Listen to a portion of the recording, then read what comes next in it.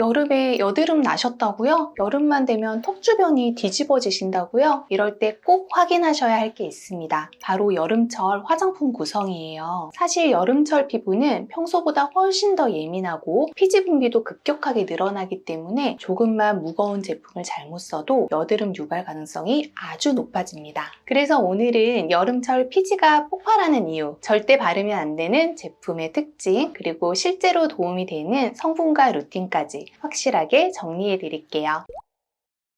많은 분들이 여름철에 기름이 많으니까 촉촉한 건 필요 없겠지? 라고 생각해요. 그런데 실제로 여름철 피부는 겉은 번들거리지만 속은 심각할 정도로 건조한 상태인 경우가 많습니다. 우리가 흔히 말하는 속건성 플러스 지성인 복합성 피부로 바뀌는 거죠. 왜 이런 변화가 생길까요? 이유는 여름철 피부를 둘러싼 환경 자극이 너무 많기 때문입니다. 예를 들면 한낮의 강한 자외선은 피부 표면의 수분을 증발시키고 실내 에어컨 바람은 피부 속 수분까지 빼앗아가고 또 땀과 피지 부피는 과도하게 늘어나서 모공을 쉽게 막고 피지와 먼지를 없애려고 우리는 또 강한 클렌징 제품을 자주 쓰게 되죠. 문제는 이 모든 자극이 동시에 피부 장벽을 손상시키고 피부는 스스로를 방어하기 위해서 피지를 더 많이 분비하게 만든다는 점이에요. 결국 겉은 기름지지만 속은 건조한 상태로 피부는 예민하고 염증에도 더 취약해집니다. 이런 상태에서 유분이 많은 화장품이나 무거운 제형의 제품을 계속 덧바르게 되면 이미 좁아진 모공을 더 막게 되고 결국은 피지가 배출되지 못하면서 트러블이나 여드름이 폭발하는 겁니다. 특히 이마, 코 주변, 턱 밑 부분에 묵직한 뾰루지가 반복적으로 나는 분은 이런 복합적인 상태를 의심해 보셔야 돼요. 즉 여름 피부는 나는 확실히 지성 피부야 라고 단정 지어서는 안 되고 지쳐있는 피부라는 걸 전제로 제품을 선택해야 한다는 거죠. 무조건 유분을 억제하는 게 아니라 속 보습과 진정 그리고 가벼운 질감으로 조절해주는 방향이 훨씬 현명합니다. 여름철 피부 트러블, 특히 여드름이 반복되는 분들 보면 대부분 루틴 자체는 크게 바뀌지 않았어요. 겨울에 쓰던 제품을 여름에도 그대로 쓰는 경우가 많죠. 그런데 여름은 환경 자체가 완전히 다릅니다. 온도, 습도, 자외선, 피지 분비량 모두 극단적으로 올라가는 시기예요. 이런 피부에 겨울 루틴을 그대로 쓰면 무조건 뒤집어지게 돼 있습니다. 대표적으로 가장 흔한 실수가 바로 고보습 크림에 리치한 선크림의 조합입니다. 밤에 쓰던 진한 수분 크림을 낮에도 그대로 바르고 그 위에 유분이 많은 선크림까지 바르면 이건 사실상 모공에 뚜껑을 덮어주는 거예요. 특히 이마, 코, 턱 같은 T존 부위는 모공이 넓고 피지선이 집중돼 있어서 이 조합 하나로도 여드름이 순식간에 올라올 수 있습니다. 또 하나는 오일 베이스 제품입니다. 요즘 광채 루틴이라고 해서 페이셜 오일, 오일 세럼 유행하죠. 물론 겨울에는 피부 보호막 역할을 잘 해주지만 여름에는 그 무게감이 그대로 답답함으로 바뀝니다. 겉은 윤기 있어 보이지만 속에서는 피지랑 염증이 뒤엉켜서 블랙헤드, 화이트헤드 그리고 염증성 여드름으로 이어지는 거예요. 그리고 요즘 여름 메이크업 제품에서 빠지지 않는 실리콘 코팅 조합도 문제입니다.